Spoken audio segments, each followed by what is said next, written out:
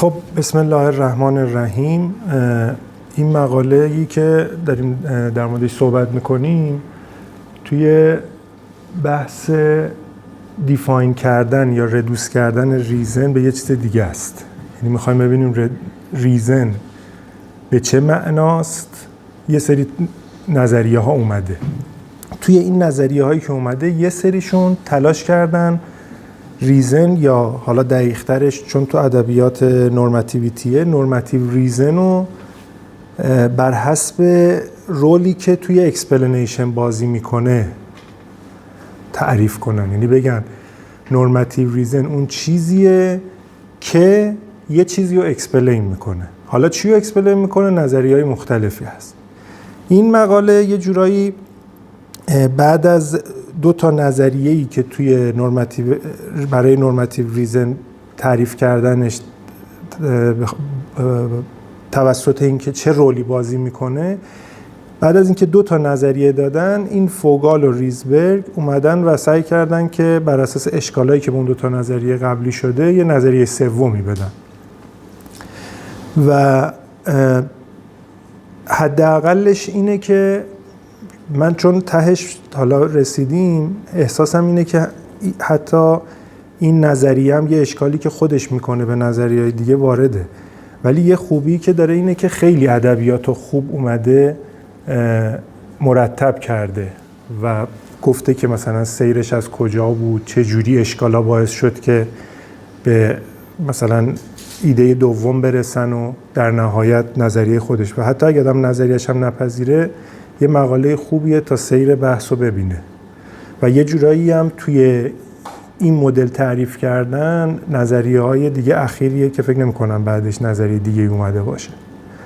اونهایی که نظریه‌های قبلی رو داشتن سعی کردن جوابشو بدن، ولی نظریه چهارمی من تو ذهنم نیست. مجید تو چیزی تو ذهنت هست؟ آره. چون تو هم مقاله رو خوندی دیگه. آره. خب حالا اول ببینیم که ایده ایجابی خود مقاله چیه. همه این ایده هایی که سعی کردن بر اساس نقش تبیینی ریزن تعریفش بکنن رو تحت عنوان اکسپلینیشنیزم میگن. حالا این عنوان یا ورژنی که فوگال و ریزبرگ سعی کردن دفاع کنن تحت عنوان ساپورت اکسپلینیشنیزم، یا همون حمایت تبیین یا تبیین توسط مثلا نقش اینکه یک فکت حمایتی رو داره توضیح میده. حالا در ادامه مشخص میشه. مدل این که چجوری فرمولیت میکنه اینه که میگه برای یه فکت R اگر بخواد نورماتیو ریزن باشه برای انجام دادن یه کاری، به این معنای is for R چی؟ یعنی یه جورایی داره دیفاین میکنه یا ردوس میکنه، میگه این چیزی نیست جز اینکه R اکسپلین کنه که چرا یک نورماتیو ساپورتی وجود داره برای انجام دادن اون فایل. اینجا من احساس میکنم که یه تمیزی خیلی کمک میکنه، چون که فوگال و ریزبرگ حسم اینه که خیلی واضح نکردن که دقیقاً حرفشون چی میشه. آیا ریداکشنه یا یه چیزی بیش از ریداکشنه؟ یه مدلی که میشه اینو فهمید اینه که مثلا وقتی که میگه که یه چیزی ریزن تو فای، ریزن تو فای، اینو میگه چیزی نیست جز این که چجوری میگه are to explain why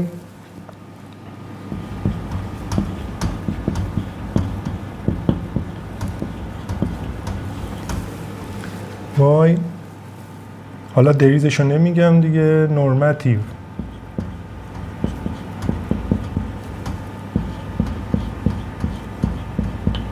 support to file.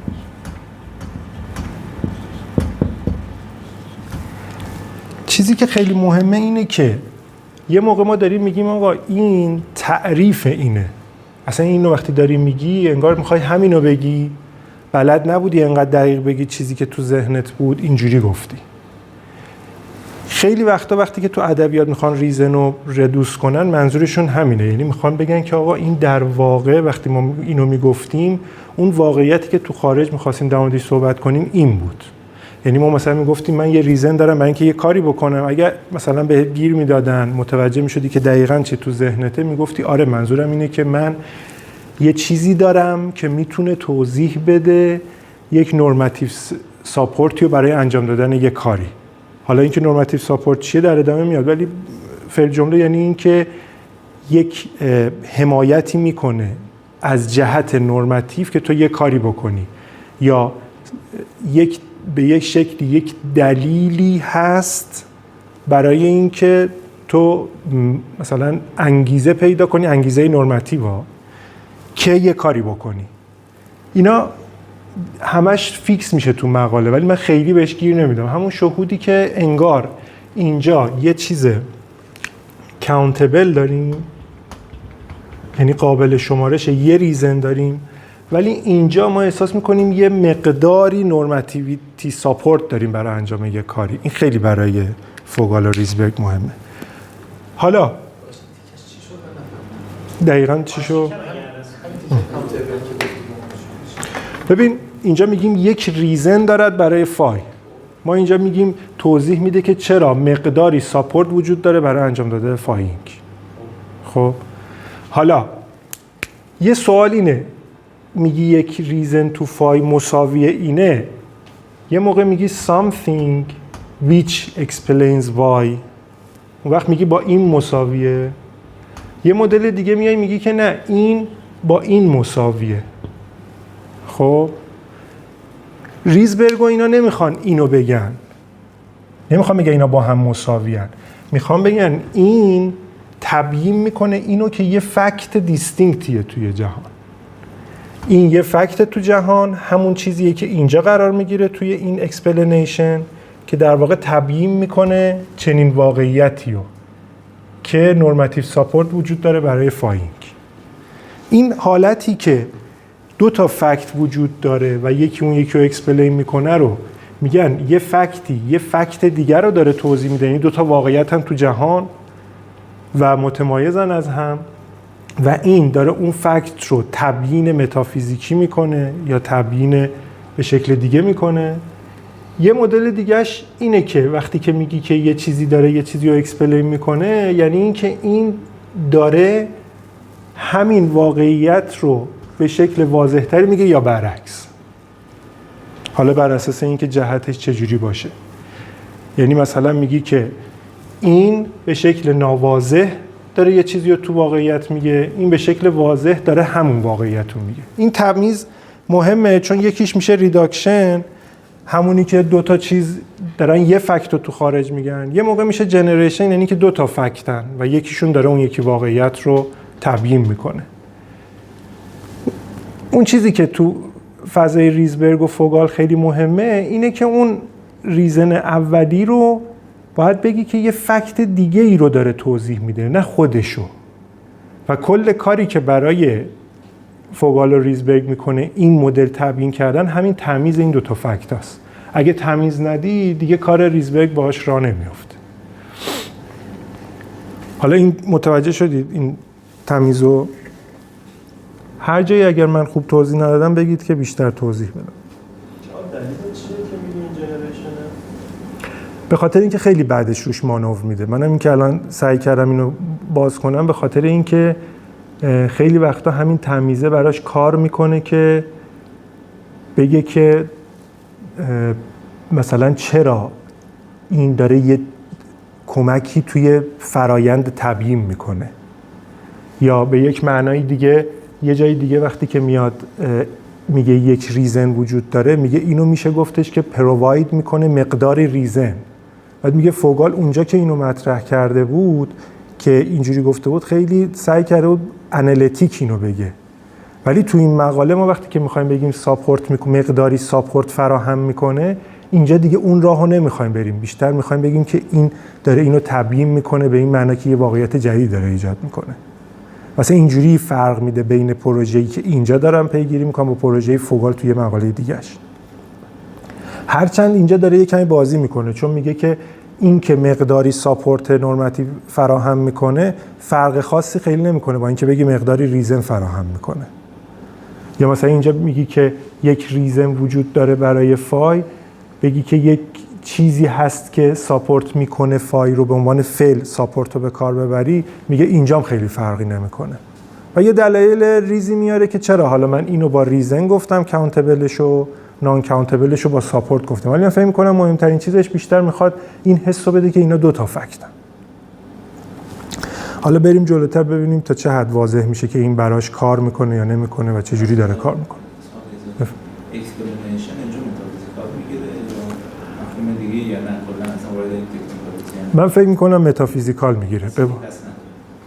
به یه شکلی داره، یعنی یه جایی میاد تمیز میکنه بین نورماتیو ریزن و موتیویتینگ ریزن و اکسپلنتوری ریزن.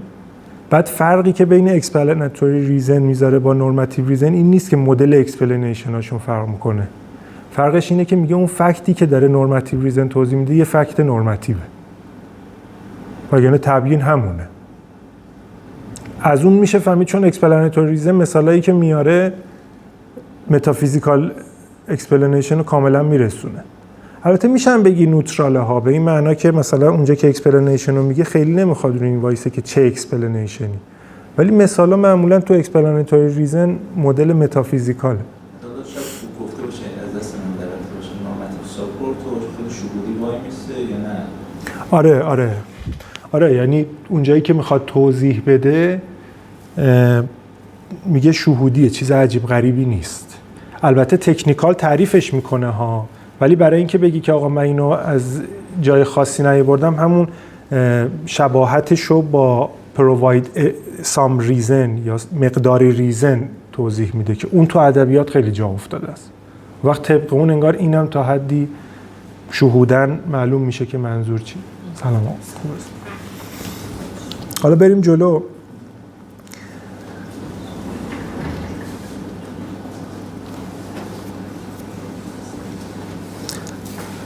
تمیزی که بین نورماتیو ریزن میده با بقیه ریزن ها همین نورماتیویتیشه. یعنی میگه ما وقتی که نورماتیو ریزن داریم یعنی اکسپلین میکنه یه نورماتیو فکت رو، بعد برای اینکه نورماتیو فکت رو بگه یه چیز همون خیلی تیپیکالی که ما میدونیم که مثلا با شود میگیم باید یه کاری بکنی، یه بایدی احساس میکنیم که روی ما یک زور نورماتیو داره. تو اخلاق خیلی اینجا افتاده استی. مثلا وقتی که میگیم که تو نباید یه آدم بیگناه و بیدلیل بکشی، احساس میکنیم که یه زوری رو ما داره، یه زوری که ربطی به علایق و چیزای من نداره، اینکه من چه جوری فکر میکنم. و همین حالت ابجکتیو بودن این فکته اون چیزیه که ما قراره اینجاها توضیح بدیم.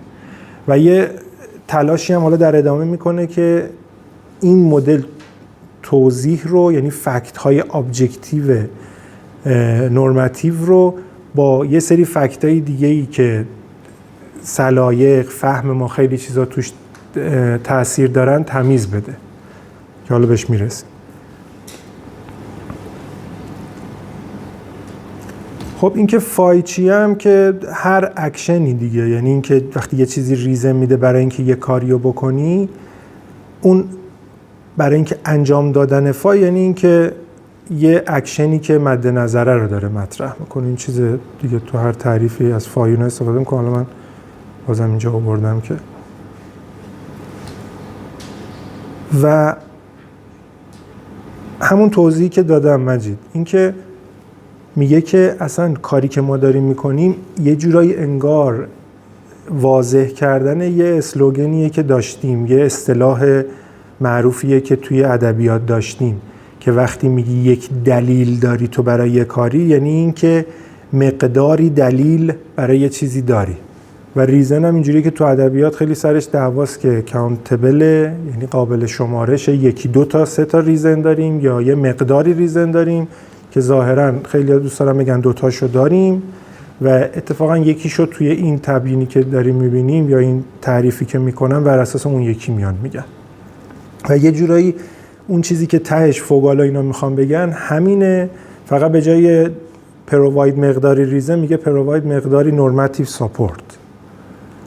و خیلی تفاوت خاصی با این نداره، همونطوری که خودش هم توضیح.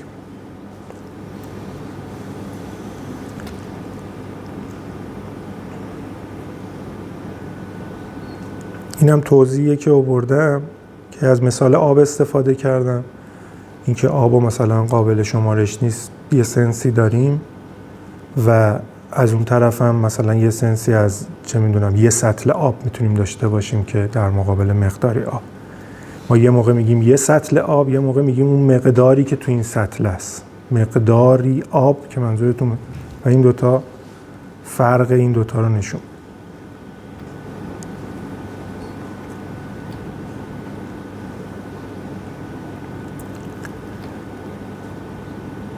خب الان میاد یه کمی از عقب‌تر در مورد این صحبت میکنه که اصلا چی میشه. یعنی مقاله رو اگر بخونید از اینجا شروع میشه. من اول تئوری خودش رو اومدم گفتم، ولی مقاله اینجوری شروع میشه که اصلا چی میشه که آدما احساس میکنن که ریزن رو دوست دارن با نقش تبیینیش تعریف کنن. و میگه که این خیلی شهودیه. مثلا ما ریزن تو جاهای مختلف داریم و همون مدلی که ریزن جاهای دیگه کار میکنه اینجا هم کار میکنه.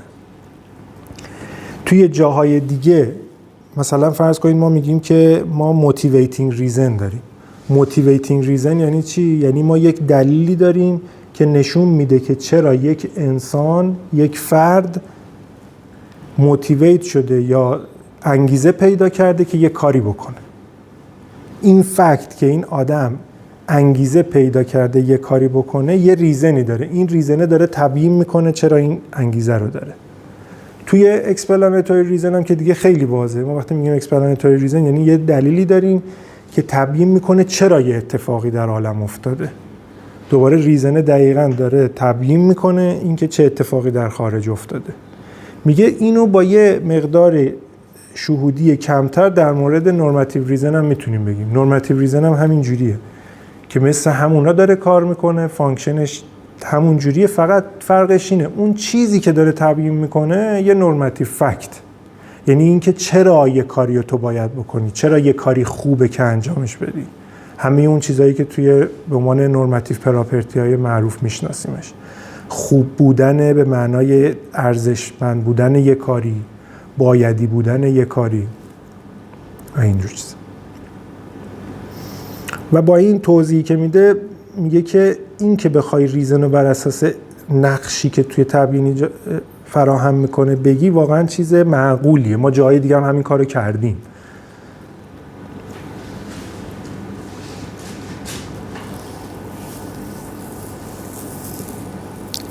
این اون تمیزیه که گفتم میده که بیاد ابجکتیو ریزن ها رو، ابجکتیو نورماتیو ریزن، ابجکتیو نورماتیو فکت ها رو از یه سری فکت های دیگه ای که اونا هم نورماتیون ولی به اینترست ها و علاقه ها و سلایق ما هم بستگی دارن جدا کنه.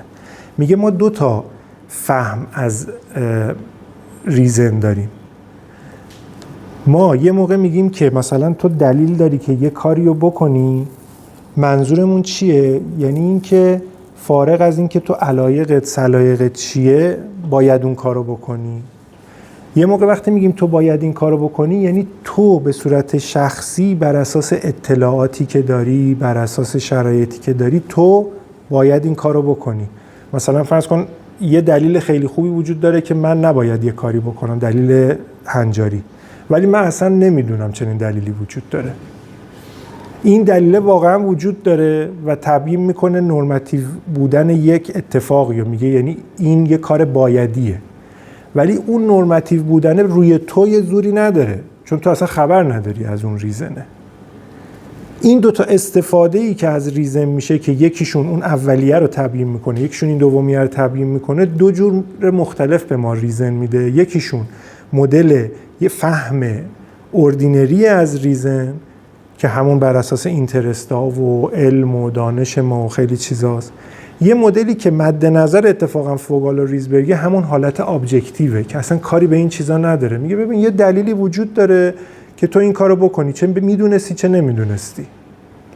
و اون تبیین میکنه بایدی بودن یه کاریو، چه اون بایدی بودنه برای تو ریسپانسیبیلیتی ایجاد بکنه یا نکن. یه حالت اینجوری داره. فورس نداره دیگه. فورس نداره. آره مثلا خب اینجا رو سعی میکنن یه توضیح، اینا سعی نکردن این کارو بکنن، ولی جای دیگه سعی کردن اینو بگن که مثلا از نگاه سوم شخصی ما داریم نگاه میکنیم، یا آیدیال مثلا ایجنتی که از همه چی آگاهه، این زور روش میاد که حتی اینام یه جورایی شکست میخوره، ولی باز تا یه حدی مشخص میکنه که منظور از اون تئوریتیکال ریزنی که به ما یک باید ابجکتیو میده چیه. ولی فعل جمله اینه که رئالیستا نسبت به نورماتیو فکتا این حسو دارن که آقا اصلا هیچ آدمی هم رو زمین نبود، یه سری نورماتیو فکتا بودن، اگه یکی داشت غرق میشد هیچ کم نبود بهش کمک کنه، بازم این یه بایدی به یک معنایی هست که باید به این کمک بشه. حالا اگر کسی از این فکت آگاه شد که ریزنه، ببخشید که فکت نورماتیو، باید کمک بکنه برای این ریسپانسیبیلیتی ایجاد میکنه برای، ولی اگر نبود همچنان این فکت هست که یک نورماتیویتی در جهان به شکل کاملا مستقل از اذهان آدما وجود داره.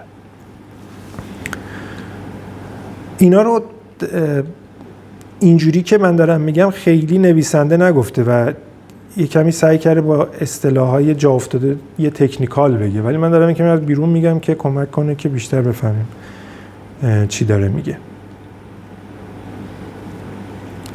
آره الانم که اصلا اینجا آورده دیگه، این که اصلا وقتی داری اون مدل تئوریتیکال رو میگی با گراندینگ و اینا هم اومدن گفتن، این اصلا از این اصطلاح هم استفاده کرد.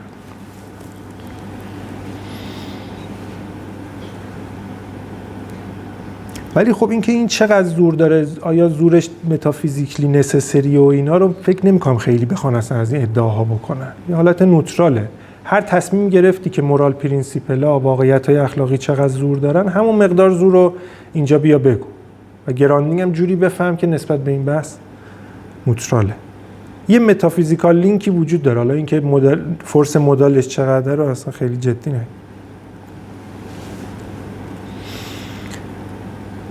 میاد با این دوتا تکنیکال ورد میگه فرقشو، میگه توی مدل تئوریتیکال تمرکز روی اینه که چه چیزی باعث شده این نورماتیویتی برای یه چیزی ثابت بشه، یک بایدی برای یه چیزی ثابت بشه.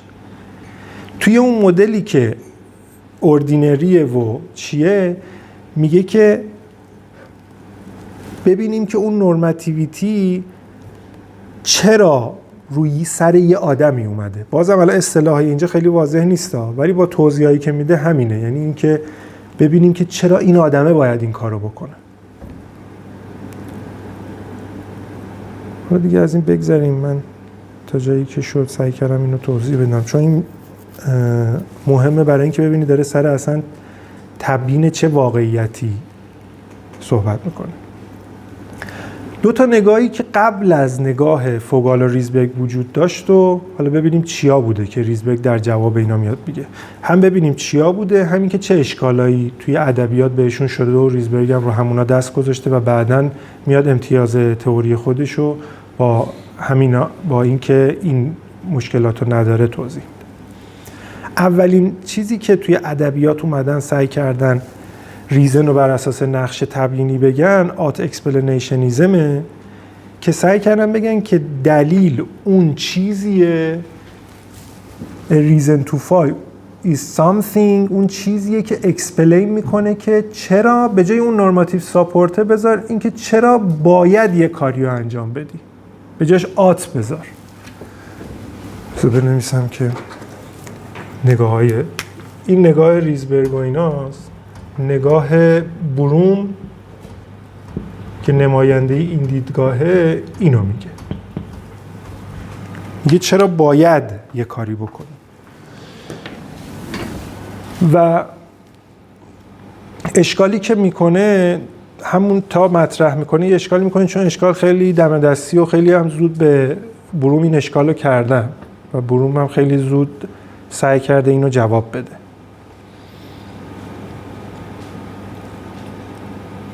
این هم که همون تعریفشه که نوشتیم، حالا کمی خلاصه تر. اشکالی که خیلی سریع بهش میشه اینه که ما خیلی وقتا احساس میکنیم دلایل خوبی داریم که تبیین میکنن نورماتیویتی یک واقعیتی رو،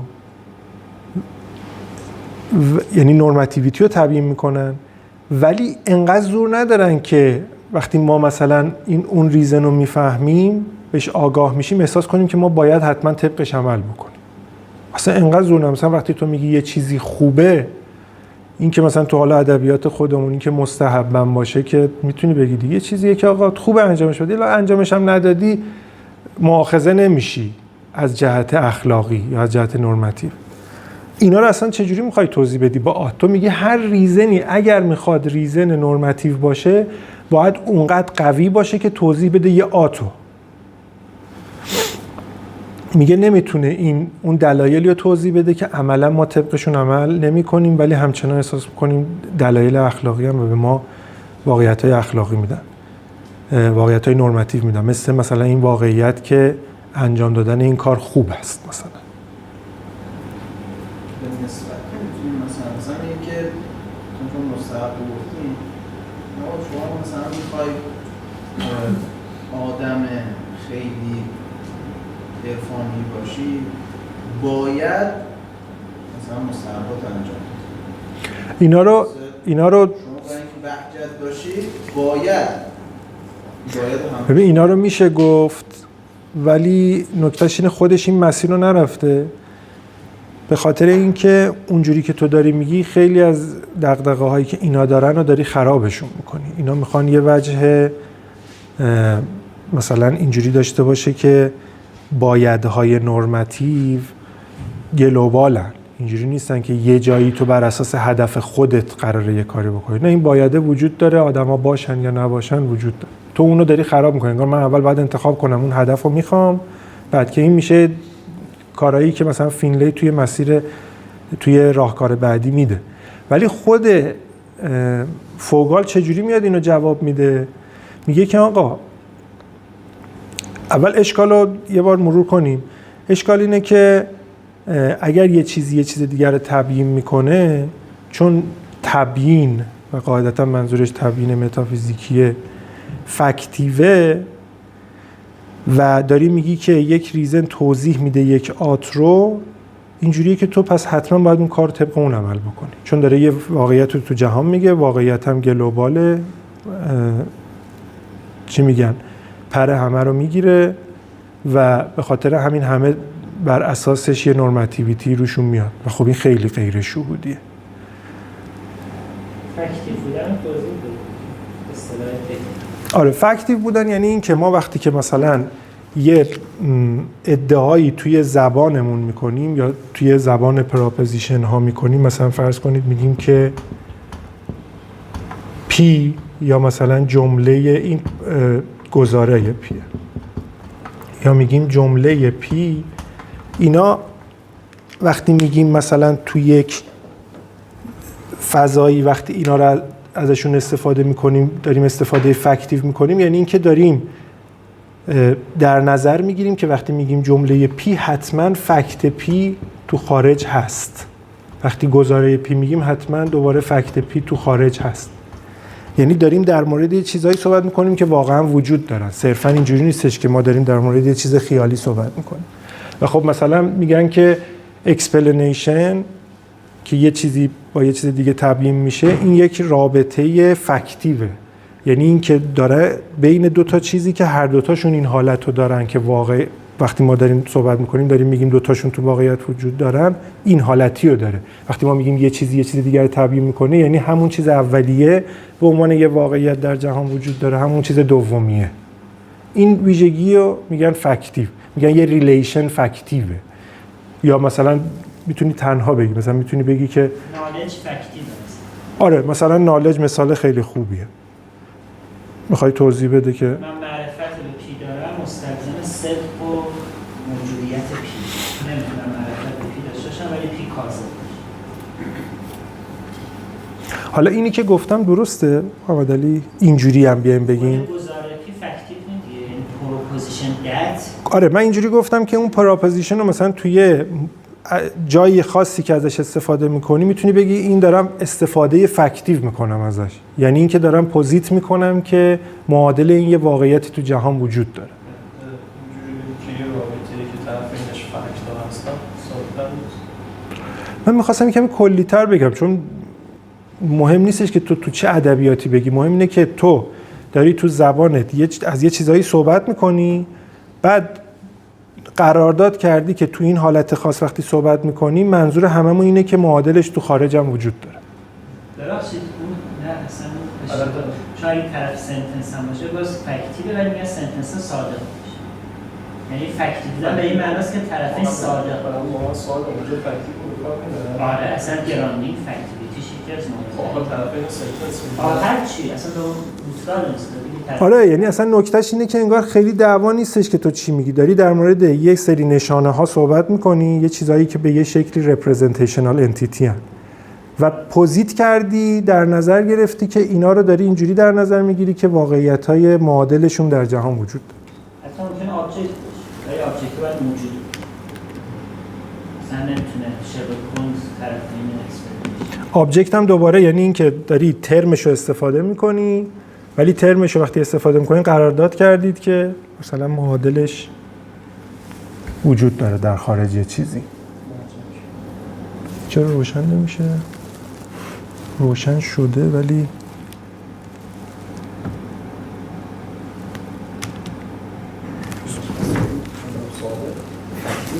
خود نالج نیست، خود استنیشن کانتکست. نه میخوام بگم وقتی به نالج اکتیوه خود نالج رو هم به عنوان موقعیت ابجکتیو در نظر بگیریم و نه فقط اون گزاره‌ای که قرار صادق باشه صرف اون گزاره. این فکت یه اصطلاح تخصص با فکچوال فرق داره. فکچوال یعنی اینکه حقیقت داره، وهمی نیست. نالج به این معنا فکچوال، یعنی نالج چیز وهمی نیست، در عالم نالج داره به این معنا.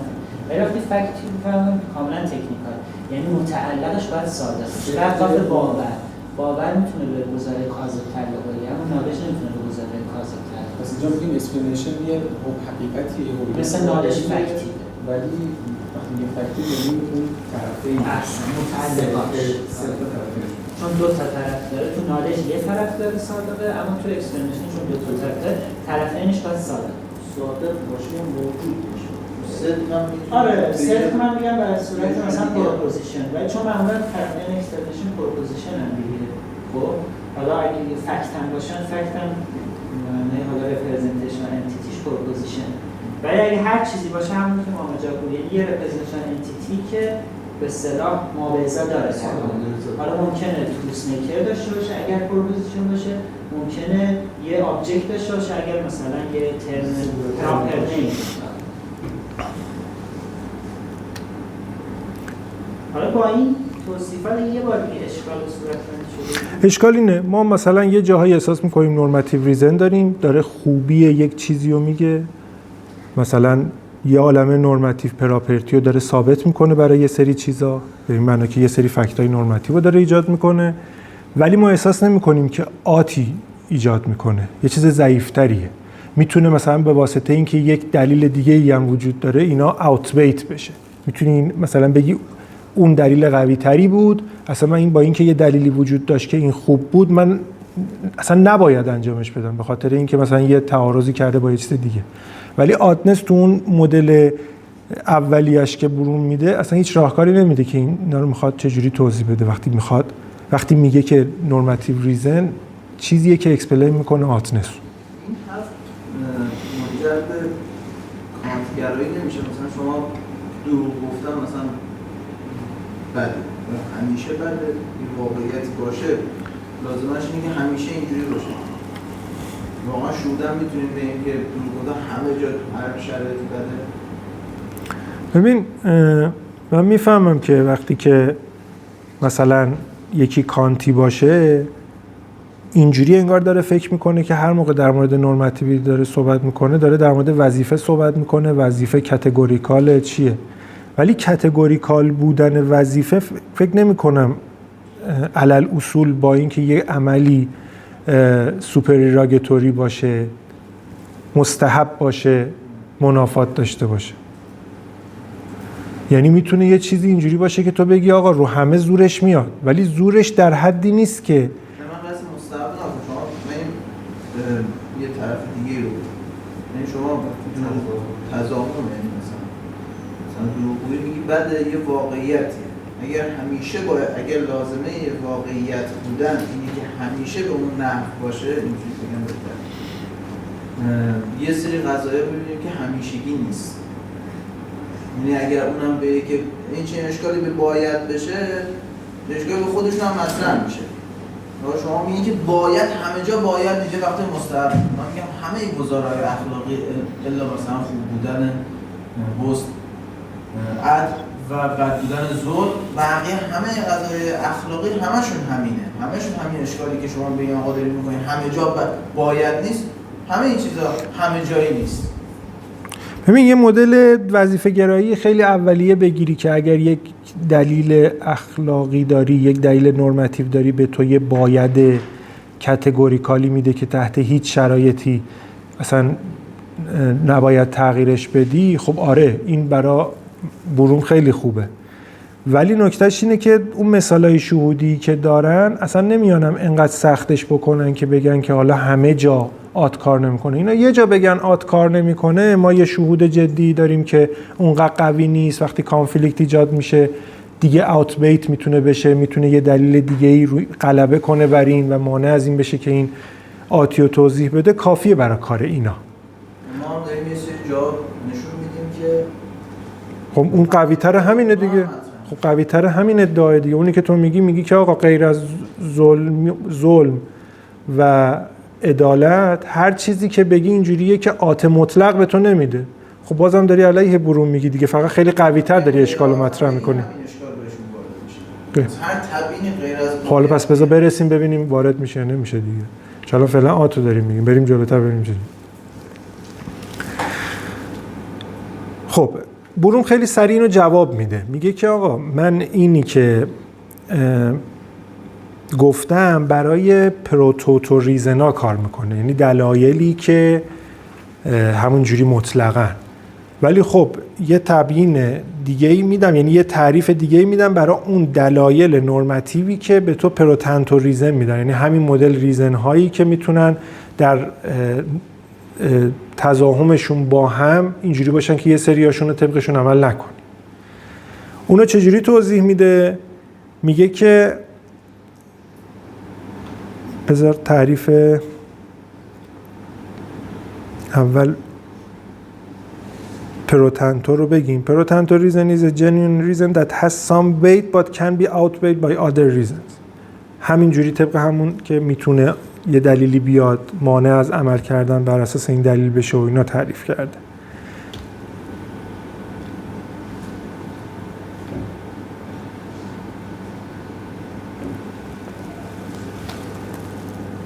بعد نکتهش اینه که اون تعریفی که میاد میده یه تعریف دوتایی میده. بروم میگه که نورماتیو ریزن اون چیزیه که اکسپلین میکنه یا یه دونه پروتوتو آت رو، یا اینجوریه که یک مقداری به تو دلیل میده که بر اساسش باید حالا وزن‌سنجی کنی که چی کار بکنی. من اون تعریف خودش رو اینجا نیاوردم اشتباهاً. چی؟ بذار من تعریف دقیقش رو بیارم، بذار ببینم اینجا نیاوردم.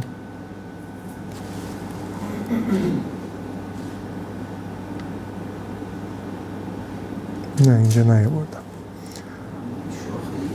درست میکنی خودش به باور آره یعنی خودش میگه که میخوام ارائه بدم، خودش با همون ترتیب میاره چیز میکنه. صفحه 7 دیگه انتهای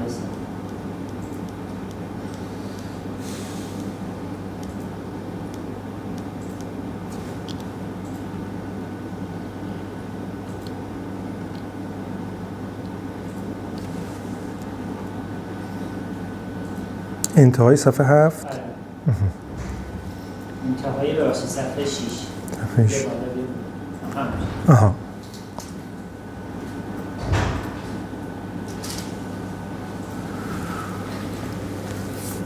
میگه برای اینکه R یه دلیل باشه برای شخص S که یه عملی رو انجام بده، یعنی اینکه R یا اکسپلین میکنه اینکه چرا S باید فای رو انجام بده که این همون پروتوتو ریزنه، یا اینکه بازی میکنه این نقش رو برای انجام دادن فای در یک تبیین مثلا وسنجی که چرا اس باید فای رو انجام بده. یعنی اینجوریه که اون ریزنه یه چیزی بهت میده که تو توی وسنجی که باید یه کاری رو بکنی این جزو اون چیزایی که باید در نظرشون بگیری. این در واقع یه زوری زده که وارد بکنه و خب راضی هم نشدن دیگه. مثلا حالا فارغ از این که خود این یه حالتی داره که چیزی رو اضافه نمیکنه جز همون فهمی که ما از تنت و ریزن داریم، فارغ از اون این که اصلا بیا یه تعریفی رو دوتاییش بکنی، یه واقعیتی که ما یک شهود یکسانی داریم که نورماتیو ریزن دیگه، یعنی چی؟ میای دو تیکش میکنی و اومده تخصش کرده با دو تا تعریفی که دیگه اونقدر شهودی نیست و اون حالت سیستماتیک هم نداره. انگار مثلا اومده یه تعریف اول کرده، بعد یه سری بهش گفتن که خب این تعریف که کردی که جامع نیست، به شکل ادهاک اومده گفته خب اونا رو من به این تعریف اینجوری اضافه میکنم. اگه فردا روز یکی دیگه بگه خب اینا رو طبق این دو تا میشه، انگار یه چیز سومی اضافه میکنه. این که نشد. حالا بریم سراغ اشکالاش.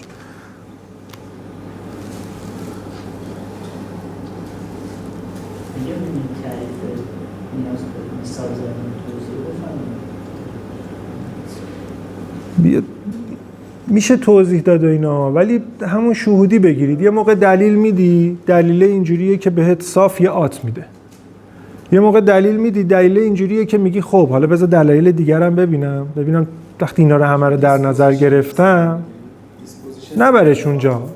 بروم هم این کارو نکرده، با چیز دیگه نگفته. خیلی اومده با یه سری اصطلاحایی که چیه گفته آقا این تو یه وزن‌سنجی میکنی بین دلایل، بین یه سری چیزا، تصمیم میگیری که یه کاری بایدیه یا نه. تو اون وزن‌سنجی یکی از اونایی که حساب میکنی همین اینه. پس این به یک معنا همچنان نورماتیو ریزن.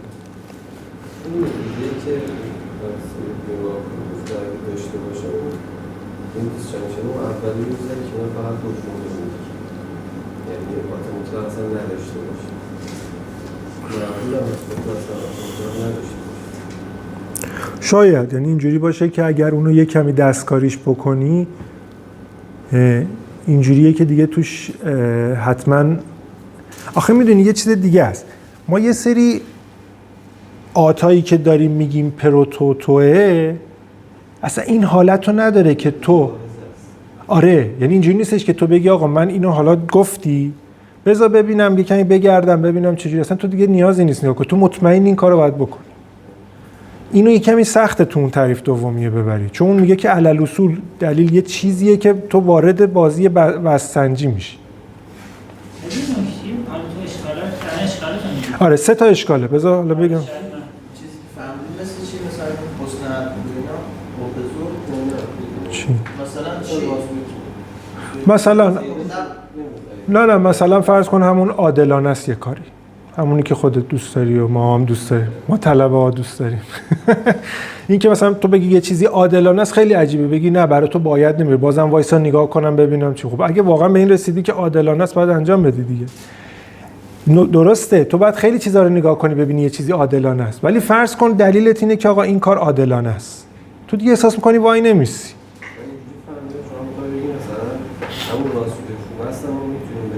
برای کانت آره اینجوری، برای کانت اینجوری. نه دیگه میتونیم بگیم به طور مطلق، ولی وقتی میخوایم توی مورد خاص ملاحظه یعنی اونجا حکم شخصی بکنیم فردی بکنیم همه جواب در نظر. نه وقتی که آره ببین مثلا فرض کن که من الان توی موقعیتیم که یه آدمی توی موقعیتیه که اگه راستشو بگه یکی رو میکشن، همون مثال معروفی کرد. بعد این آدم اصلا نمیدونه که این از اون آدماییه که اگه بهش بگن میره میکشه. خب ولی ما گفتیم ابجکتیو نورماتیو ریزن داریم دیگه، اصلا کاری نداریم این آدم چی میدونه چی نمیدونه. ما میگیم یک دلیلی در واقع وجود داره که این آدم نباید اینجا راست بگه. خب کاملا ابجکتیو. حالا نکتهش اینه اگر یکی بگه پروتوتو راستگویی، یعنی اینکه این وقتی که توی هر موقعیتی قرار میگیره یکی میگه آقا این مصداق راستگوییه، میگه تو باید انجامش بدی دیگه، در صورتی که اینجوری نیست. تو باید قبلش ببینی که دلیلی وجود داره که برای این مورد خاص من نگم. ما علل اصول پذیرفتیم که اگه یکی آدم دیوونه‌ای باشه نباید بهش راست گفت دیگه، مگر اینکه تو کانت باشی بگی وقتی یکی میگه راستگویی خوبه، اصلا فرض کن هر حالتی رو تو بگی تغییری توی این ایجاد نمیکنه. ولی برای یه کسی که یه جایی توی تضاهم دلایل میاد میگه که تو توی یه موقعیتایی نباید راست بگی، یعنی که باید وایسی ببینی این از اون موقعیت‌ها هست یا نیست. مثلا مال به اصولگویی ما اصول فقه همینجوری فکر می‌کنم که ابراهیم زاده میگه که راستگویی حتی همونجا خوبه. حال اصولی اقتضایی خوبه، یعنی اگه مانع مفقود باشه نه ببین دو تا تبیین. آره نه اقتضای خوب نه اونو نمیگن، اونم میگن. یعنی دوتاش هست. یه سریا میگن وقتی که میگی راستگویی یه جایی نباید گفت، خوب بودنشو از دست میده، اصلا دیگه خوب نیست راست بگی. نمیگم خوب بودنشو از دست میده، اقتضا داره همچنان اقتضای. خب نکتهش این اصلا خوب بودن خودش، اینا حرفشون اینه یه چیزی وقتی خوبه تو ریزن به تو نمیده، چون میتونه یه چیزی خوبتر باشه. علل اصول باید با خوب بودن فرق میکنه. خوب بودن اینجوری که آقا یه ارزشی داره انجام دادنش. و فرض کن که تو میتونی بگی یه چیزی دیگه خوبه، آره اگر اون باشه آره، ولی خوبایی که ما میشناسیم اینجوری نیست. تو هر موقعیتی بگی شاید یه خوب بیشتری هم باشه و تو باید بخاطر این پروتوتو بد نمیده، پروتنتو بد میده. ماجی تو چیز می‌خواست؟ شاید نمی با این اصطلاح فیگموفیشیا آپلیکیشن یا آتنس و اورسین کنسیدرتی شاید این مشکلات حل بذار من این چیزا رو بیارم که صدای شما بهتر بیاد. مگه اینا مهمه اصطلاح؟ آره ولی فکر می‌کنم چه انتقال نشه. آره در دوستانه میخوام بگم که خب اون چیزی که وزن کم آورده باز آتنس خودش رو داره، اما مثلا آتنس اونسین کنسیدرت رو نداره. این شکلی بگیم اون وقت اون پروتوتو منظور همون آتنس اونسین کنسیدرت این شکلی بس هم میشه. آره اینا خیلی رو هم میفته ظاهرا. All things considered پروتوتو تنتو هم پرایم فیشی.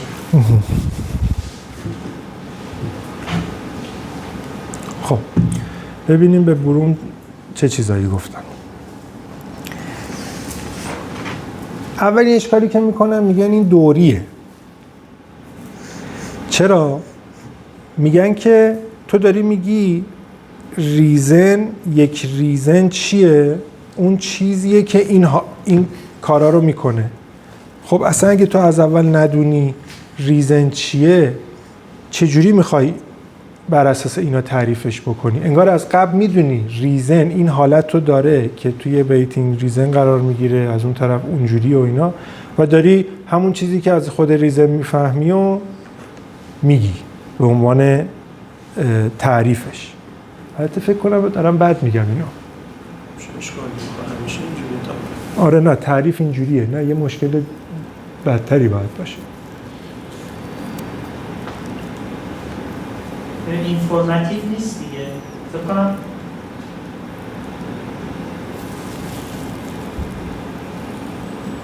آن اینفورماتیو خودشون اشکال اول میان. آره ولی خیلی الان برای من واضح نیست، یعنی یادم نیست درست که آن اینفورماتیو رو چجوری ترسیم میکنه. یه چیزی هم بگم، الان دو تا اشکال دیگه هم میگم، اینا خیلی به هم ربط داره، یعنی اصلا اینجوری نیست که خیلی واضح سه تا اشکال باشه، اینجوریه که انگار یه اشکال عمیقی وجود داره تو دلش سه تا اشکال پیش میاد. حالا بعدیش هم بگیم، دو تا بعدیشو شاید اینم واضح بشه.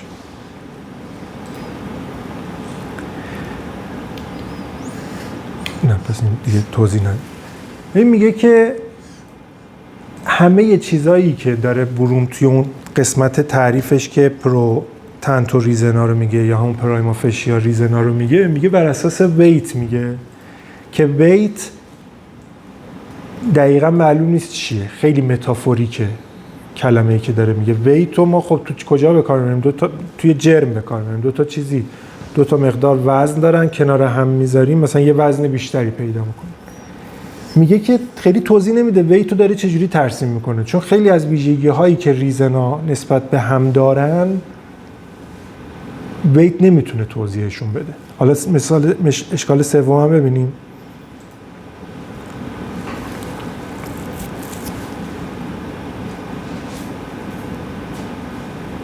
میگه که ریزنا اینجوری نیستن که مثلا خیلی ساده تو فقط بگی که اینا چند تا چیزن، هر کدومشون یه مقدار وزنی دارن، اینا رو میذاریم کنار هم ببینیم وزن هرچی بیشتر بود.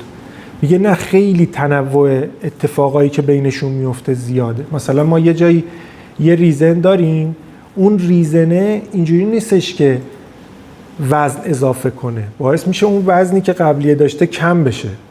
مثلا چجوری میخوای اینو با اون وزن جرم، مدل جرم، متافور جرم بفهمیش؟ یه جایی داریم مثلا یه چیزی میاد کاملا رفیوت میکنه، کاملا حذف میکنه یه ریزنی که داشتی و اینم دوباره با وزن و اینا نمیتونی بگی. اصلا کلا وزن منفی که ما نداریم که. یه جایی هست مقدار ریزن رو کم میکنه، یه جایی هست کاملا اون ریزن قبلی رو اصلا میذاری کنار به واسطه یه ریزن دیگه‌ای که داری. به شکل‌های مختلف اینا بر هم کنش دارن، دلایلی که ما داریم. مثلا اون ظرافتایی که بین برهم کنش ریزنا هست و با متافور ویت تو نمیتونی بگی. و تهش توی مقاله خود اینا میان میگن که متافور فورس بهتره. فورس اینجوریه که زور، ما فورس منفی هم قابل تصوره، اینکه اینا مثلا برهم کنش دارن منفی روی هم تاثیر میذارن یا کاملا نیروی یکی و یکی دفع میکنه. همه اینا رو ما میتونیم تو اون متافور ترسیم.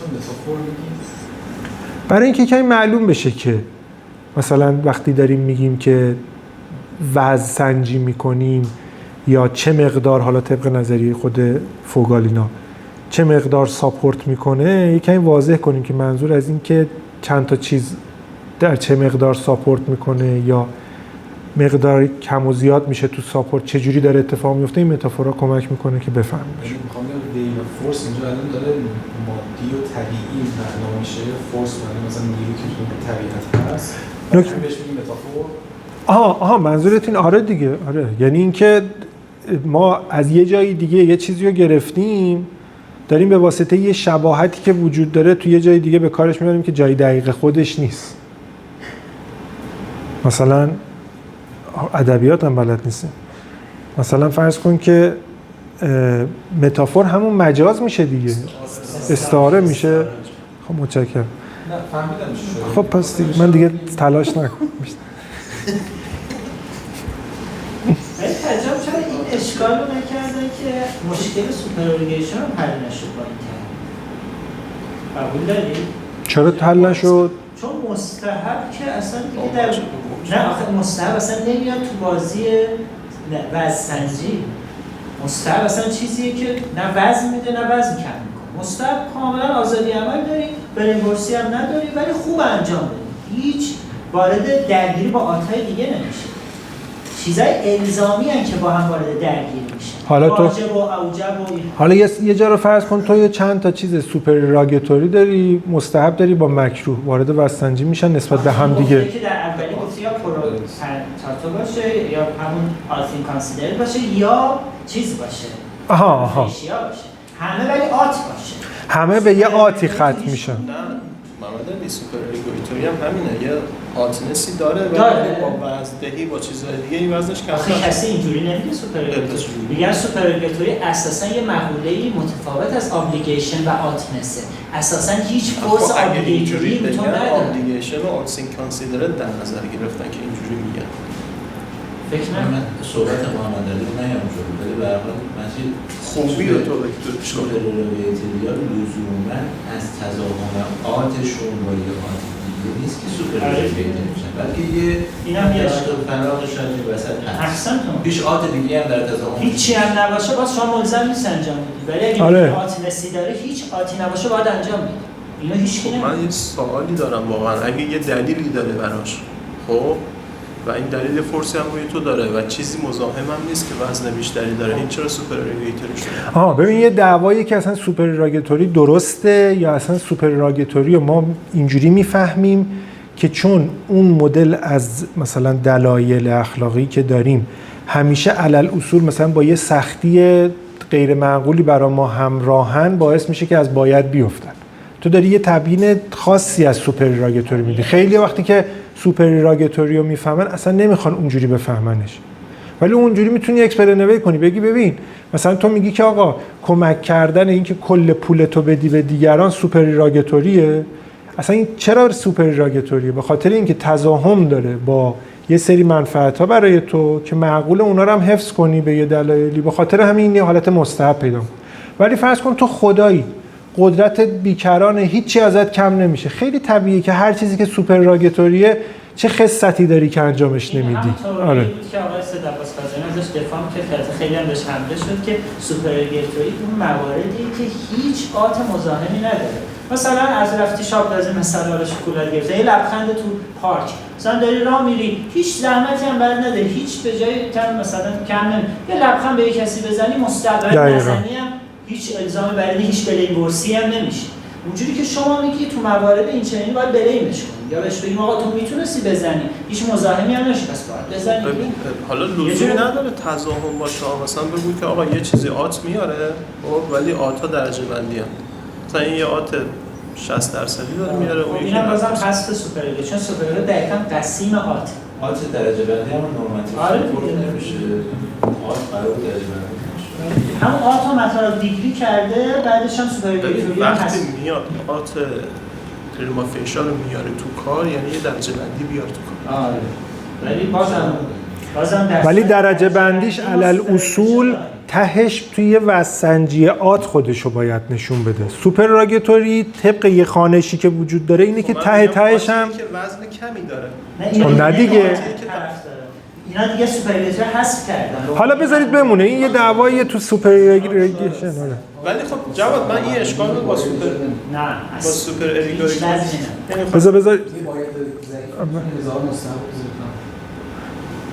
جواد من می‌خواستم این رو با خود بودنس توضیح بدم، اینکه حالا یه فعلی خوبه اما حالا الزامی نیست، سر آتنسش بحث می‌کنیم، دلیل اینو چجوری می‌خواد توضیح بدم؟ یه فعلی خوبه، آره مثلا میگم ما بگیم چی میگیم خوبه، کمک به فقرا خوبه، یا یه کنشی یا یه گرایشی، چه ببین یه تمیزی بعدش داره، من اونو میگم چون ربط داره و دیگه اونجا ازش گذر میکنیم. خوب بودن ما دو جور میفهمیم. یه خوب بودنی میفهمیم که اصلا نورماتیو لزوما نمیگی یه کاری خوبه مثلا اینجوریه چون دوست داری خوبه، خیلی عام میفهمی خوبه یعنی به یه دلیلی خوبه. یه موقع خوبی اخلاقی میگی. حالا اونجایی که خوبی اخلاقی میگی تو میگی که آقا خوبی اخلاقی هم خودش یه مثال نقضیه برای برون. خب آره دیگه، اینجوریه که خوبی اخلاقی خودش یه دلیلیه که داره تبیین میکنه یه سری نورماتیو فاکتور رو به تو شود میده، یه شودای ضعیفی میده، شودای ضعیف نورماتیو، مثلا فرض کن چه میدونم هر چیزی، و اینا خیلی شهودیه که به تو آت نمیده علل اصول. خب میگم اینو برون چجوری داره پاسخ میده؟ خب همین با ویتینگ، یعنی میگه خوبها چیزایی هستن که تو وزن سنجی همون اشکال هم شاید در ادامه بیاد، ولی اینجوری هستن که توی وزن سنجی باید حسابشون میکنی، نه اینکه به شکل جدا به تو پروتوتوریزم بدن.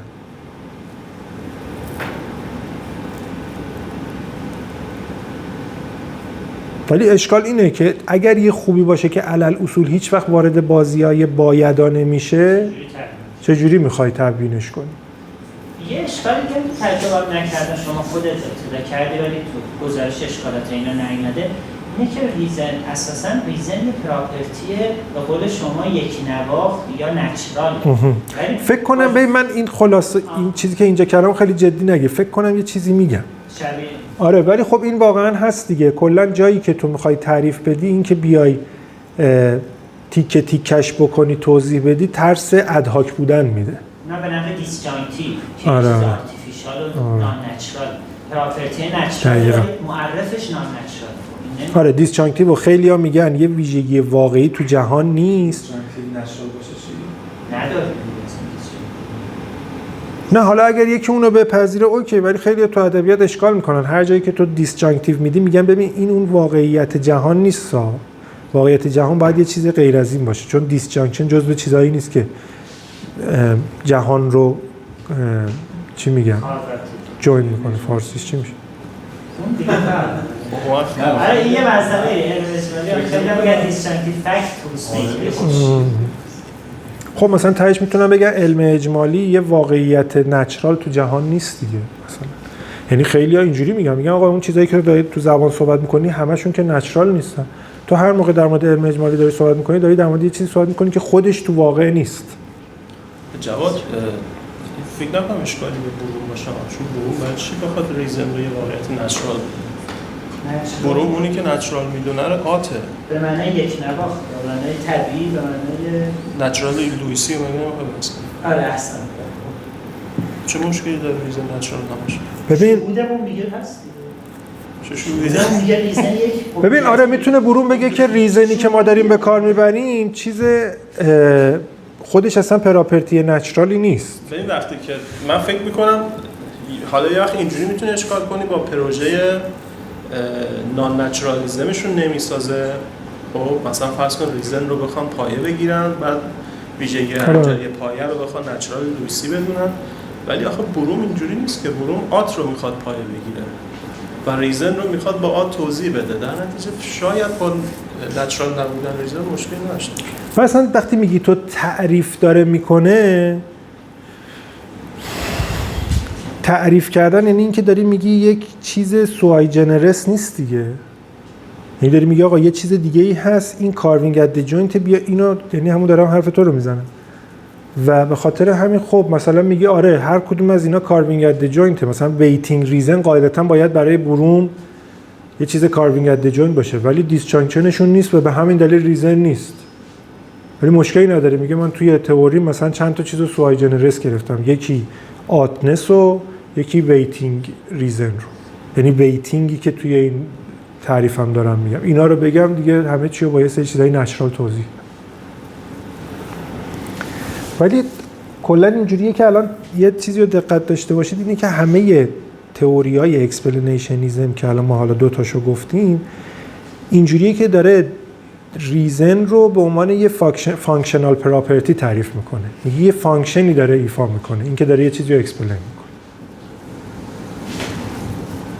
حالا یکی میتونه اینجا ریزن رو سوای جنرس بدونه و فانکشنال پراپرتی، یکی میتونه مثلا بروم قاعدتا علل اصول سوای جنرس ندونه ولی همچنان داره به شکل فانکشنال تعریفش میکنه. تشخیص فکت هایی اینستنشیت میکنن اون فانکشنال پراپرتی رو، اون فانکشنال پراپرتی ریزن، این فکت ها میشن ریزن. بله.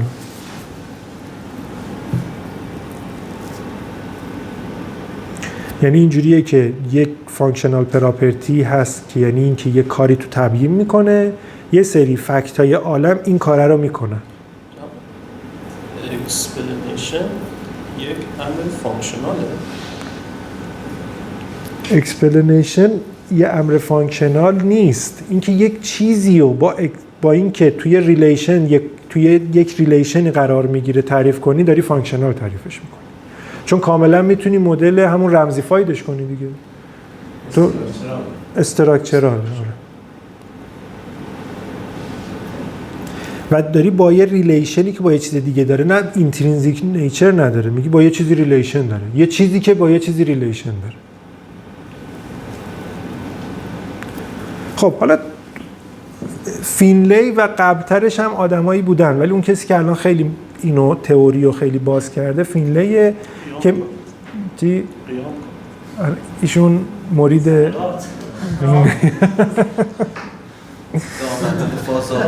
با اختلاف یه سطح بحثا میگه بالاتر. مجید الان میگه روحی نبود.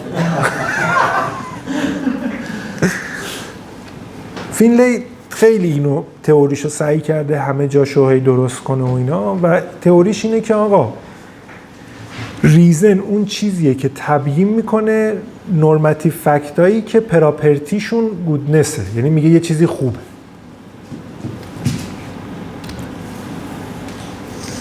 با این توضیح اینجا آت گود میذاره؟ بله یعنی این که اینجا یک چیز سومی میذارن میگن be good to 5. ببخشید ما 3 رو شروع کردیم الان 4.31 هست، 4.5 فکر کنم. پس خیلیش موند متاسفانه. میتونم بیشتر ولی فکر کنم دوستان شاید کاری داشته باشن یه وقتی هم برای پرسش و پاسخ. البته وسطش هم داشتید سوال میکردید این رو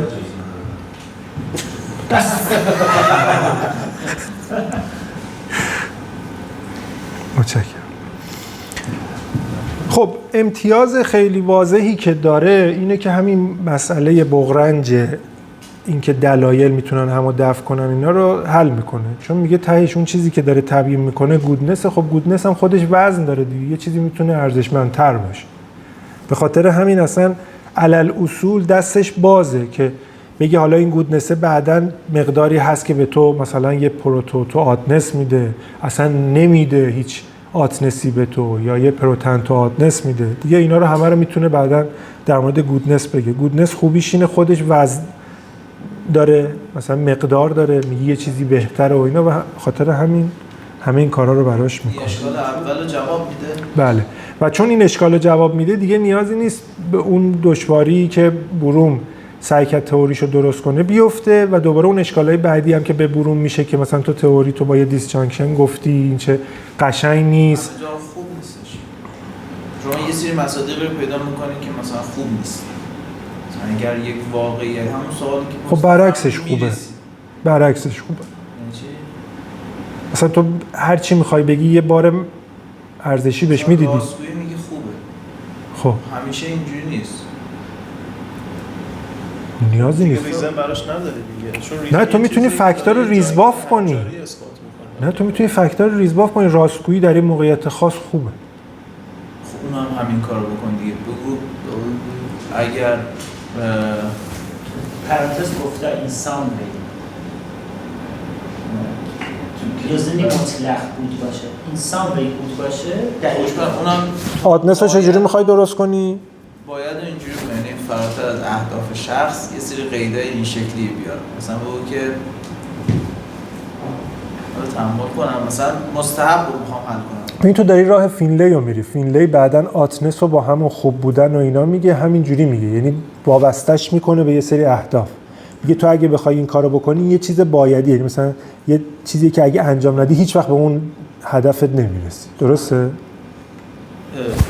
من دو تا حالا این شخصی که هفته قبل فرمودی که با دیدگاه چیزی همین فینلی دو تا نکته به این فکر کنم شاید پاسخ دوستان داده بشه. یکی این که خب فینلی خوبی رو ویژگی پایه میدونه دیگه تو هنجاری دیگه، یعنی باید رو هم برمیگرده به خوبی.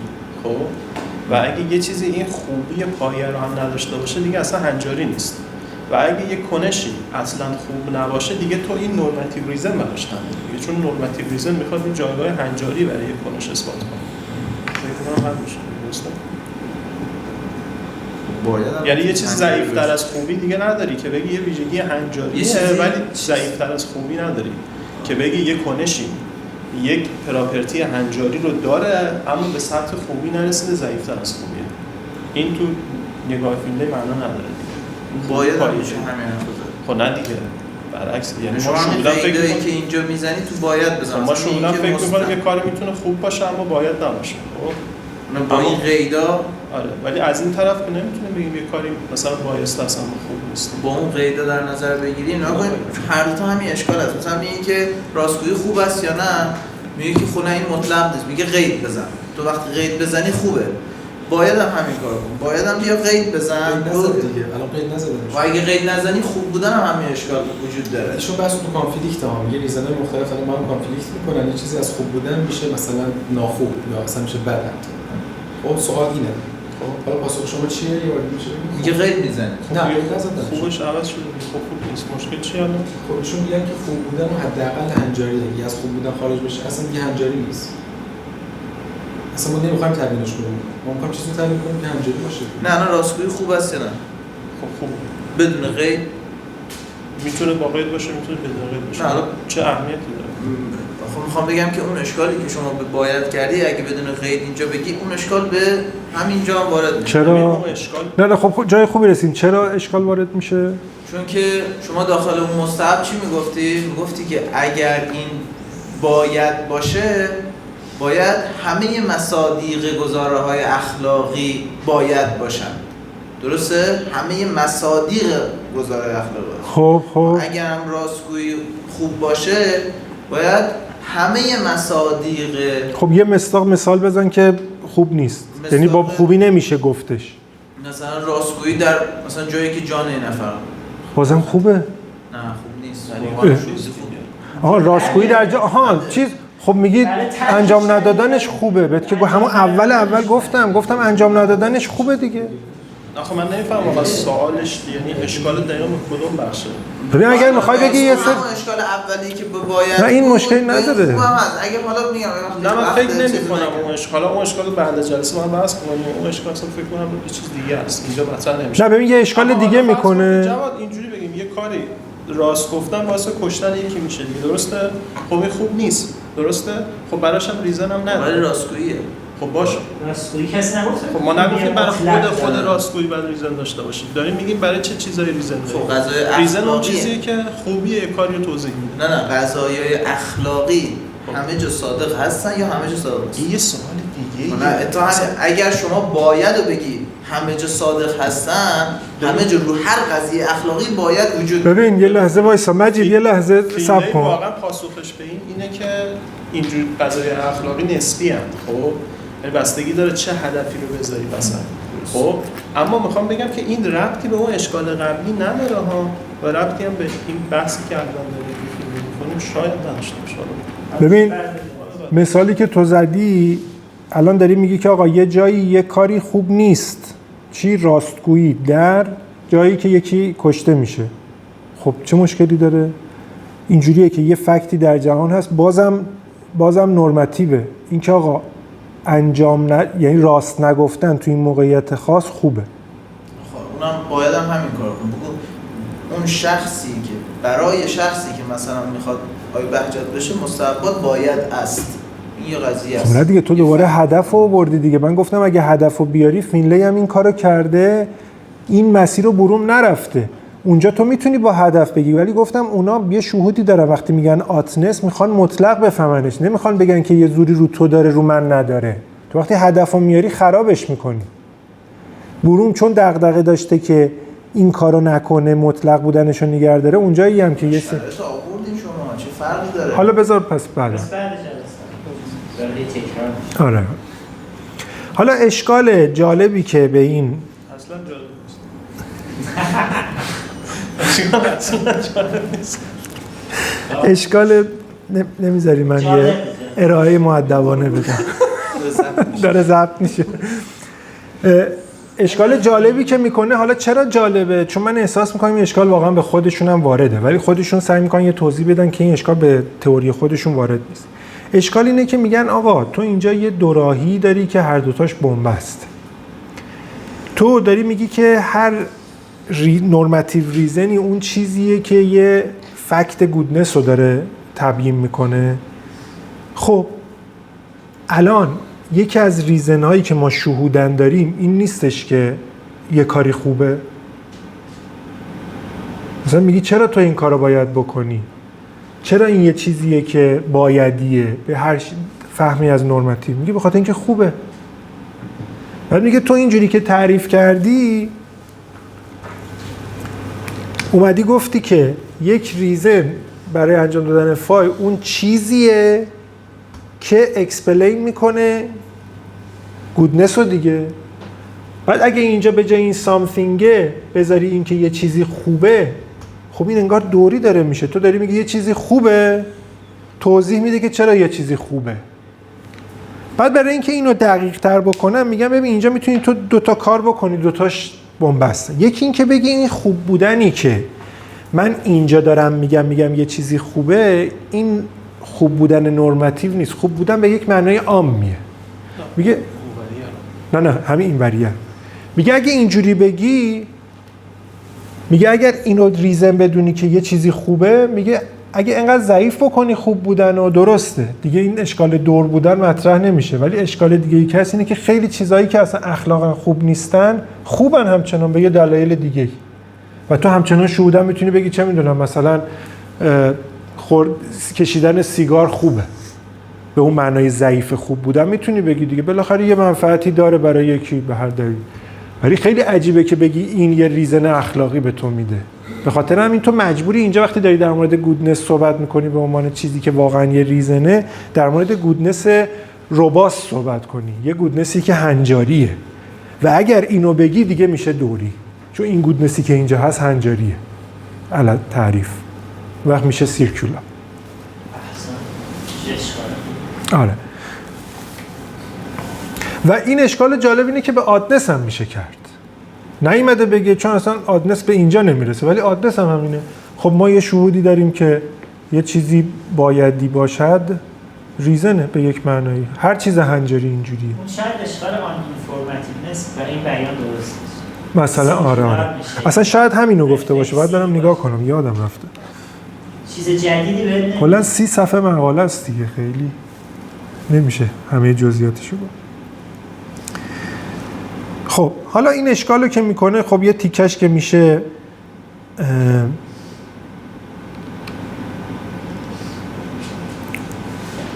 ببخشید،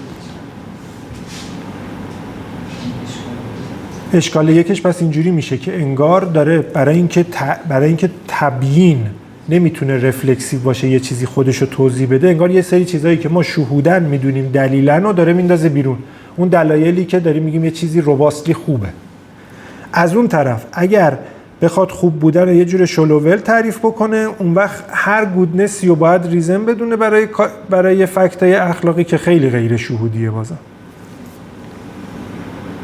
یعنی یه جوری رلوانسی رابطه اکسپلینیشن مخدوش میشه. یعنی که بی ربطه رو آورده اکسپلینر قرار دادی برای. یعنی ما یه دومینی داریم از چیزایی که شهودن میدونیم دلیلن. طبق یک نگاه این دومینی که شهودن میدونیم دلیلن اومدی تو کوچیک‌تر در نظر گرفتی طبق تعریفت. خب خیلی بده دیگه، ما یه سری‌ها رو شهودن میدونیم دلیلن تو در نظر نگرفتی.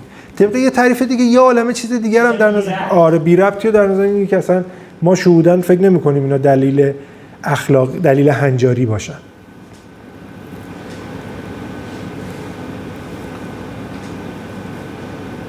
حالا من دیگه ادامه مقاله رو نمیگم، فقط اینو میگم که الان بیایم روی خود نظریه فوگال و ریزبرگ و فوگال میان چی میگن؟ همون اولیه رو میگن دیگه، میگن آقا نورماتیو ساپورت میده و حرفشون اینه، یه توضیحایی میدن، میگن که آقا این با این که نورماتیو ساپورت رو میده نمیتونی تو اینها رو خودشو بذاری ریزن، چون اگه بذاری دوباره همین اشکال ایجاد میشه دیگه. میگن شهودی نیست که بیای نورماتیو ساپورت رو بگی آقا ریزنیه که به تو میده. توضیحی که میدن اول اینکه خیلی به رو خودشون نمیارن این اشکالو، یه جورایی مثلا انگار یه توضیحایی میدن که اگه یه کسی این اشکالو داشته باشه ناخودآگاه احساس کنه اینا یه توضیحی دارن میدن، ولی من مجاب نشدم، چون تهش اینا دارن نورماتیو ساپورتی که اونجا تعریف میکنن بالا برن پایین بیان، دارن نورماتیویتی که برای اون ساپورت میفهمن روباست. از این طرف به خاطر همین یه ساپورت معمولی نیست، چون اگه ساپورت معمولی باشه اصلا کاری که میخوانو نمیکنه. از اون طرف واقعا شهودیه که اگر نورماتیو ساپورت یه چیزی بده کاملا میتونه ریزن باشه. درسته فکتایی نیست که ما توی روزمره میگیم، ولی مثلا فرض کن یه تستیمونی خوبی باشه بگه ببین مطمئن باش که این به تو این اتفاقه نورماتیو ساپورت به تو میده. خیلی طبیعیه که میگه خب ریزنه دیگه، من تو ریزن دنبال چی بودم؟ اینکه یه چیزی منو مطمئن بکنه که یه تأثیری این چیزی که بهش باور دارم توی تصمیم گیری های هنجاری من داشته باشه، یا حالا اگر بخوایم ابجکتیو بفهمیم تو تصمیم گیری های یه آدم آیدیل داشته باشه. خب این داره دیگه، این چه فرقی داره علل اصول با اون؟ بعد یه راهکاری که میتونه بده اینه که بگه که آقا اینجا ریزنی که من دارم میدم میگم کانتبله و اینجا نورماتیو ساپورتی که دارم میگم مقداریه. یعنی دارم میگم یعنی دیگه این نورماتیو ساپورتی که اینجا میگه پروواید میکنه، اینجا یه فعل داره به عنوان ناون به کار میبره. اینجا میگه پروواید نورماتیو ساپورت. بعد اینجا میگه میتونی اصلا به جاش ناون ریزن غیر قابل شمارش رو بگی. هر کدومو بگی میگه این مدل استفاده‌ای که داره از ساپورت اینجا میشه مدل مقداریه، ولی اون چیزی که ما می‌خواستیم تعریفش بکنیم کانتبله. اون وقت یه کاتگوریکال میستیک که انگار یه چیزی که مقداریه رو بیاری بذاری اینجا. خب سوال واضح اینو دیگه اصلا خودش نگفت. من دارم اشکالو میگم، اگر میگفت چی میگفت؟ وقت اشکال اینه. خب آقا گودم همین بود. گودم گریدبل بود، مقداری بود. داشتی میگفتی خودت پذیرفتی که اونجا میشه گفت به عنوان چی، و اصلا اشکال رو ران کردی علیه اینا. بعد یهو به مثلا چیز رسید که دیگه نمیتونی این کارو بکنی، چون تمیزایی که میخواد بده که بگه که نورماتیو ساپورت دیستینکت از همه فکتای نورماتیو به خاطر همین یه شأنیت جدایی داره و خیلی خوبه همه رو بر اساس این بگیم. یکی از چیزایی که خیلی روش دست میذاره همین کانتبل بودن و نبودنه. خب اشکال اینه که خب یه سری از فکتای نورماتیو دیگه‌ای که ما شهودن فکر می‌کنیم ریزنن، مثل همون گودنسی که خودت گفتی، خب اونم کانتبل نیست. یه چیزی خوبه یعنی مقداری ارزش داره. حالا فرق از این کانتبل من یه سوال شما بپرسم. الان من میگم آقا چرا این کار رو خوب انجام بدید؟ شما تو جواب من میگید چون که این کار دلیل میاره برای من. دلیل نیست، ریزن. میگه خود تو ذوق میزن. ولی اگه یه وقتی که من میگم آقا این کار چرا هنجارن به اصطلاح چرا این کار خوبه یا هنجاریه باید انجام بدی؟ حالا نمیدونم تعبیرش چجوری بگم، چون دلیله. این دوتا با هم تفاوت نداره. ببین آخه نکتهش اینه، این خودش اول خیلی میاد تلاش میکنه بگی که آقا یادتون نره اینا دیستینکته. چرا؟ چون من اونجایی که دارم میگم کانتبل دارم میگم یک ریزن، یک واحد ریزن. اینجا دارم میگم که مثلا اگر پروواید ریزن بگم دارم ریزن رو به شکل ناون به کار میبرم، میگم مقداری ریزن. این دو تا استعمال از ریزن متمایزن، به خاطر این فکتای متمایز میسازن. خب آفرین. حالا که جدا شدن، اگر یکی بیاد بگه که آقا مثلا اینجا من میام همونو میذارم، اینجوری نیستش که تو بگی که آقا داری یه چیز دیفینیشنال میگی، تعریفی میگی. مثلا میگی یک ریزن، ببخشید مثلا یک چیزی ریزنه. چرا ریزنه؟ خب داری میگی یه چیزی ریزنه دیگه، دوتاشو داری کانتبل به کار میبری. نه اونجوری نیست. من نورماتیو ساپورتیو دارم به کار میبرم که اگر تو بگی این یک ریزنه داری یه چیز ایجابی میگی، داری یه چیزی اضافه میکنی، میگی علاوه بر این که این مقداری ریزن میده خودش هم یک واحد ریزنه، به خاطر هم یه چیز ایجابی گفتی دیگه. مثل همون گودنس میگفتی چی بود؟ میگفتی یه چیزی گوده، این یک ریزنه. دوتا واقعیت رو داشتی میگفتی متمایز بودن دیگه، اینجا متمایزه. یه بار میگی مقداری ساپورت به تو میده، بعد میگی مقداری ساپورت یک واحد ریزنه. چرا؟ چون این نقشه رو میتونه پیاده کنه، میتونه اکسپلین کنه یه چیزی رو. مثلا خاطر من فکر نمی‌کنم فرقی باشه. اینو حالا تونستم توضیح بدم. خیلی عمیق داری بهم نگاه میکنی. من نه آقا دیگه بفرمایید دیگه، من دیگه پیش نمیرم. بذارید فقط بگم که بعدش اینه که دیگه حالا تئوری خودشو باز میکنه دیگه. من فقط یه دورنمایی از تئوریش گفتم و میاد مثلا همه چیزهایی که تو تعریفش آورده رو میگه. مثلا میگه منظور من از پروواید کردن یعنی چی؟ پروواید میکنه یک نورماتیو ساپورت. پروواید به چه معنای دقیقاً؟ میاد میگه پروواید خیلی منظور همونیه که گراندینگ رو میفهمیم و گراندینگ هم اون چیزی که ایمیدیت گراونده، فولی گراونده، یه سری چیزا توضیح میده. و الان من که اینا رو یادم اومد که کامل میندازتش تو گرام و متافیزیکال اکسپریمنت. یعنی میگه ریزن اون چیزی که فولی گراوند میکنه. آره یعنی پروواید میکنه ساپورتو، یعنی فولی گراوند میکنه، فولی ایمیدیتلی گراوند میکنه. مثلا یه جا تعبیر داره reason as metaphysical ground for آره